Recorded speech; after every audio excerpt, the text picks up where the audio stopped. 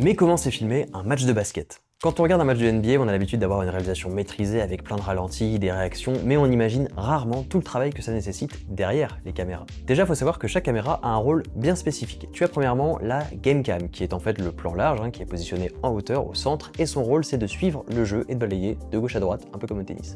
Ça sert aussi de caméra de secours pour le réel, si jamais il n'y a rien d'intéressant à montrer à l'instant T. Et juste à côté de cette caméra, tu as celle qui fait les plans serrés, ce qu'on appelle close-up, et ça va suivre le porteur de balle et le défenseur. Elle n'est pas beaucoup utilisée en direct, mais elle va surtout servir pour les replays, les ralentis et même des plans qui vont nourrir le storytelling du genre un coach énervé, des réactions de fans ou des joueurs, des faits de match, bref. Elle est aussi appelée hero shot, donc le shot du héros, car elle suit généralement le joueur qui vient marquer ou provoquer une faute. Il y a aussi deux autres caméras qui vont avoir le même rôle mais placées à hauteur du terrain qui vont donner une autre perspective de l'action. Par exemple, s'il y a une faute, le réalisateur a briefé en amont le premier caméraman d'axer sur celui qui la provoque, tandis que le deuxième va se concentrer sur celui qui l'a commise. Et là, les cadreurs ont un gros rôle à jouer parce qu'ils doivent anticiper tout ça, ils peuvent pas attendre que le réalisateur leur dise quoi et comment filmer, on est donc sur une vraie proposition. Et les caméras les plus cool restent celles qui sont portables, donc généralement sur épaule, qui sont juste en dessous des paniers pour avoir un maximum d'immersion et une vraie liberté de mouvement. Ils peuvent aussi venir près des joueurs lors des temps morts, des tiers-temps, des fins de match, selon ce que le réalisateur leur demande dans ce qu'on appelle les ordres, c'est-à-dire le système de communication entre les équipes techniques. Ok Denis, on zoome sur la 2.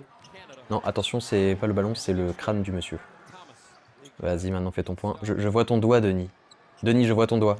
Et pour un maximum d'expérience, on retrouve souvent dans les gros matchs des caméras dans des lieux difficiles d'accès pour capter l'ambiance, des caméras fixes ou pilotables à distance au-dessus des paniers pour des plans dunk, une caméra dédiée aux commentateurs ou aux bancs de chaque équipe, et on a aussi des steadicamers, coucou Denis, qui vont faire des beauty shots pour servir la réalisation, notamment pendant les pauses. Bien sûr, le dispositif peut varier selon la ligue, le budget, l'importance de l'événement, mais ça te donnera, j'espère, un bon aperçu de ce que c'est de filmer l'un des sport co les plus suivis au monde. Et si tu veux en savoir plus sur les coulisses de l'audiovisuel, tu peux t'abonner.